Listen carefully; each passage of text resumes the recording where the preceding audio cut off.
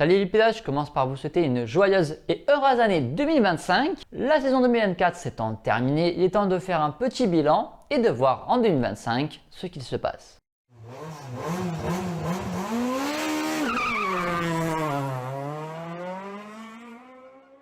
On commence par le WRC et l'écurie Hyundai. Neuville Wedague ont fait une belle saison ponctuée de persévérance, de rapidité, mais surtout de régularité, qui leur permettent de décrocher le titre 2024 pilote et copilote. Pour son coéquipier, c'est totalement l'inverse. Si on devait résumer en un mot la saison de Tanak Jarveoja, ça serait crash. Trop d'accidents tout au long de la saison ont coûté ses chances pour le titre pilote, mais également pour le titre constructeur lors de la dernière journée au Japon. Ces deux équipages sont renouvelés pour 2025. Hyundai accueille un nouvel équipage. Adrien Fourmeau et Alexandre Coria rejoignent donc les Coréens.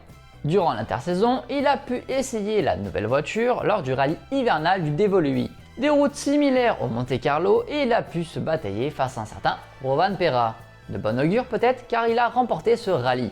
Après plusieurs podiums et des meilleurs temps, en 2025, ils peuvent espérer viser mieux. Un départ d'importance chez Hyundai puisque Christian Loriot, l'un des concepteurs de la i20, quitte l'écurie, sans doute trop déçu de la perte du titre en 2024 et le manque de sanctions à l'égard de Tanak. Il ne sera pas resté longtemps sans travail puisqu'il rejoint l'écurie Overdrive au Dakar. L'équipe Overdrive engage des Toyota en rallye raid, donc il n'est pas très loin de l'écurie WRC de Toyota non plus. En parlant justement des Japonais, c'est à leur tour qu'on va faire leur petit débrief. En 2025, ils arrivent avec une armada. Rovan Pera est de retour à temps plein après sa saison partielle. Partielle jusqu'au bout, c'était soit la victoire, soit le crash pour lui. Pour Evans, la saison a été plus difficile, voire en demi-teinte. Il n'a pas eu la performance et ne se battait pas vraiment pour le titre face à Tanak et Neuville. Malgré tout, il réussit à remporter le rallye du Japon et gagne le titre honorifique de vice-champion 2024. Pour Katsuta, la pression était sans doute trop grande. Il a manqué de performance et à certains moments quand il était performant, il ne restait pas sur la route. Trop d'accidents pour lui aussi. Il était à deux doigts d'être éjecté lorsque Sami Payari l'a remplacé pour quelques manches.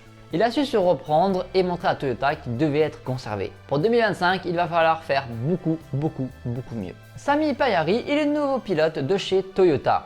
Après une saison réussie en WRC2 et l'obtention du titre, et les piges en rallye 1 complètement réussies avec un top 4 et de bons chronos, malgré quelques tonneaux au rallye Europe centrale, Inni Malkonen ne sera malheureusement pas de la partie, elle est remplacée par Marco Sulaminen. Les 4 pilotes seront à temps complet, tandis que Ogier continue sa saison 2025 à temps partiel. En 2024, il a réussi à faire des victoires, des podiums, mais il y a eu aussi beaucoup de crashs. Et c'était un peu une série noire parce que c'était vraiment sur plusieurs rallyes. Il se rattrape en offrant le titre constructeur dans la dernière spéciale à Toyota. Pour 2025, il garde la même décoration que 2024. Pour l'instant, ni Hyundai et M-Sport ont communiqué leur décoration 2025. On passe à M-Sport. Munster Local, leur première saison en WRC a été assez compliquée. Alors pas forcément en termes de crash, même s'ils ont fait quelques erreurs, c'est logique, ça arrive. Les chronos n'étaient pas forcément bons. Alors effectivement, ils étaient rookies, c'est leur première saison complète, mais ils étaient quand même assez loin. Je crois que leur meilleur résultat est un top 5. Il faudra en 2025 faire beaucoup mieux puisque maintenant ils ont appris, ils ont de l'expérience. Il va falloir désormais mettre de la vitesse. On leur souhaite évidemment tout le meilleur. Et désormais, il est le leader de cette équipe. Fourmeau étant parti de chez M-Sport, le deuxième baquet est donc libre.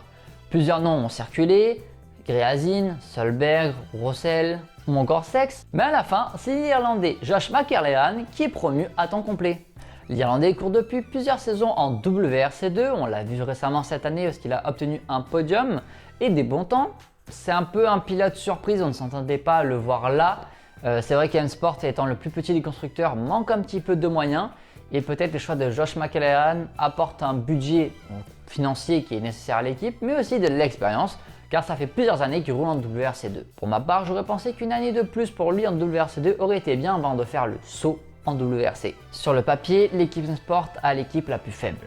Martin Sex a fait quelques manches lors de cette saison 2024 et a tenu son monde. Débarquant de l'ERC, personne ne l'attendait à le voir ici, à se battre pour la victoire et même à un moment être en tête. Au final, il n'obtient pas un bon résultat puisqu'il y a eu des problèmes de fiabilité ou des crevaisons, mais il a quand même impressionné son petit monde.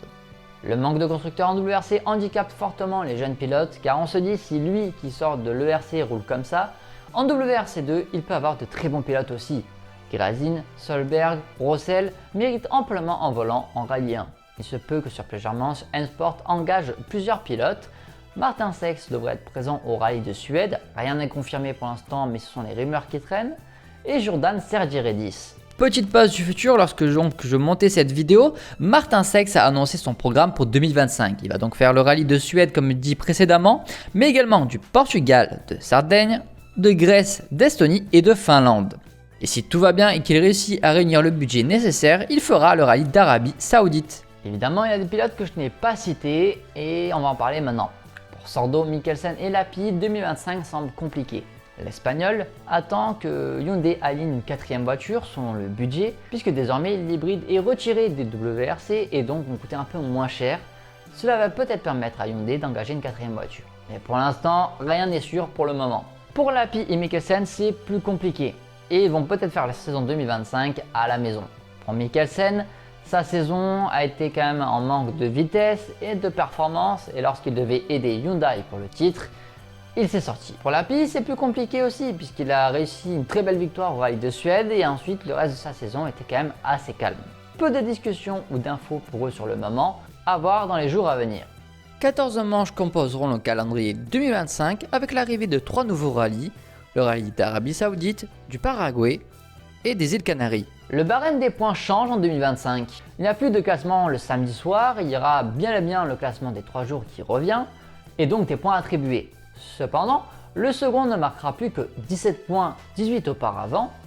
Le classement du Super Dimanche est conservé, mais cette fois-ci ce seront que les 5 pilotes les plus rapides qui marqueront des points. 5, 4, 3, 2 et 1. Et les points de la Power Stage sont toujours conservés. Ce barème de points revu et corrigé va permettre que le pilote qui termine second ne marque pas plus de points que le vainqueur du rallye. Grâce à ce nouveau barème de points, un total de 35 points pourra être marqué sur un rallye. On passe en WRC2, je vais faire un récap sur chaque pilote en WRC2 car il y a trop de monde, je vais faire un petit bilan rapide sur quelques pilotes et vous annoncer les nouvelles 2025. Johan Rossel et Arnaud Dunant ont manqué le titre pour pas grand chose en 2024 et seront là en 2025 avec PH Sport et auront comme coéquipiers Léo Rossel et Guillaume Mercoire, les champions de France 2024, et qui est aussi le frère donc de Johan Rossel. Les deux frères donc rouleront pour Citroën dans la C3 R5.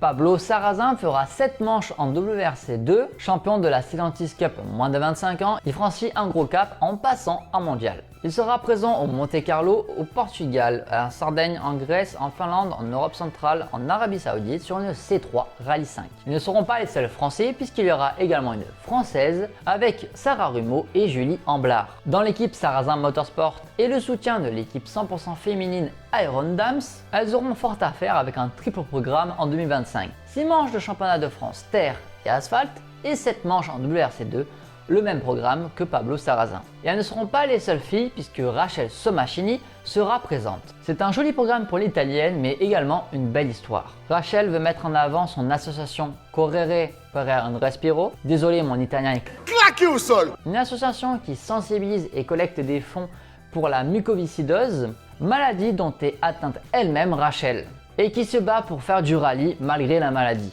Yann Cerny sera présent au départ du Monte Carlo, on ne sait pas la suite de son programme ou si c'est qu'une manche à bord d'une C3 R5. Oui, il y aura beaucoup de C3 R5 en 2025. Toyota a recruté Solberg pour rouler en WRC2 qui remplace donc Paillari, mais également quelques manches en Rallye 1. Gerasin passe donc de chez Citroën à Tuxport pour remplacer Solberg, lui aussi vainqueur de plusieurs manches cette année. Franchement, en 2025, le WRC2 va être intéressant. Le programme junior de Toyota pour faire monter des Japonais au plus haut niveau du WRC continue. Hikaru Kogure et Yuki Yamamoto seront à nouveau au volant de la Yaris Rally 2 sur plusieurs manches. Diego Dominguez, champion en titre WRC3, fera également plusieurs manches en WRC2 avec l'équipe Théo Martin Motorsport. Fabio Zaldivar roulera 7 manches en WRC2, pour l'instant on ne connaît pas son programme. Nico Ekila lui aussi aura un programme de plusieurs manches en WRC2 à bord de la Toyota Yaris. WRC3. Oui, je parle assez peu de cette catégorie, pourtant elle existe bel et bien. Il roule avec des voitures de catégorie de Rallye 3, telles que la Fiesta que nous avons dans le Junior WRC ou la Clio Rallye 3 tout simplement. En 2024, nous avons un Français qui a terminé vice-champion de cette catégorie, Matteo Chatillon et Maxence Corneau. En 2025, ils vont continuer et seront soutenus par l'équipe officielle Alpine Racing pour aller chercher le titre mondial. Bonne chance à eux. Pour le GWRC, pour l'instant, nous avons assez peu d'informations, à part que Diego Dominguez va y participer. Oui, il va avoir un très gros programme puisqu'il va rouler en WRC2, en GWRC et en WRC3. La plupart des programmes n'ont pas été annoncés, nous le serons sans doute quelques semaines avant le rallye de Suède, donc nous avons encore pour un mois ou plus. Sur ce, je vous souhaite encore une belle année 2025 et on se retrouve pour la prochaine vidéo au rallye du Monte Carlo. À bientôt les pilotes!